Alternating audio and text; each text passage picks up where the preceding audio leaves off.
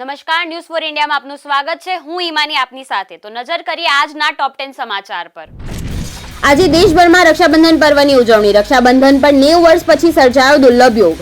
આ વર્ષે રક્ષાબંધનની ઉજવણી સવારે નહીં થાય, કારણ કે આ દિવસે સવારથી જ ભદ્રાનો પડછાયો રહેશે.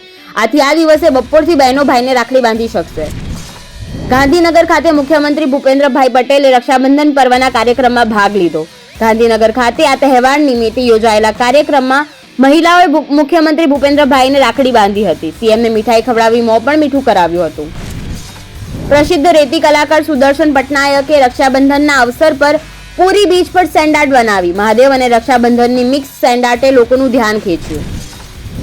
અત્યારે ગુજરાત પરથી વરસાદી સિસ્ટમ નબળી પડી છે, જેના પગલે ગુજરાતમાં મેઘરાજાએ વિરામ લીધો છે. જોકે મેઘરાજાનો આ વિરામ લાંબો સમય ચાલશે નહીં, કારણ કે હવામાન વિભાગે આગામી 3 દિવસ પછી ગુજરાતમાં ભારે વરસાદની આગાહી કરી છે.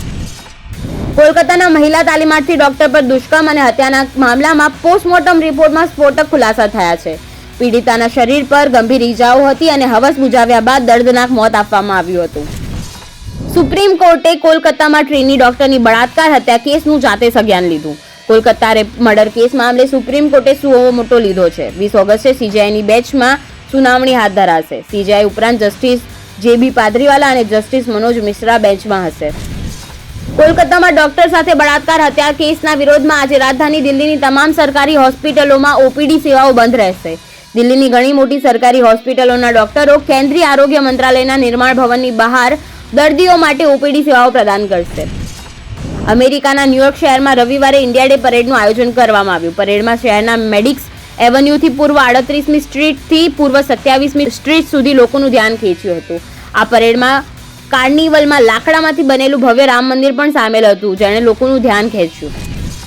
બાંગ્લાદેશના ભૂતપૂર્વ વડાપ્રધાન શેખ હસીના વિરુદ્ધ રવિવારે એક પછી એક વધુ 3 કેસ નોંધવામાં આવ્યા છે. આ સાથે તેની સામે કેસ નોંધવા માટે કોર્ટમાં કેસ દાખલ પણ કરવામાં આવ્યો. બાંગ્લાદેશના પદભ્રષ્ટ વડાપ્રધાન શેખ હસીના સામે નોંધાયેલા કેસની સંખ્યા વધીને 12 થઈ ગઈ છે. તેમાં બાંગ્લાદેશ માનવતા વિરુદ્ધના ગુનાઓ સાથે હત્યાના 9 કેસ, અપહરણના 1 અને નરસંહારના 2 કેસ સામેલ છે. બોક્સ ઓફિસ પર સ્ટ્રીટ ટૂટ ચમકી.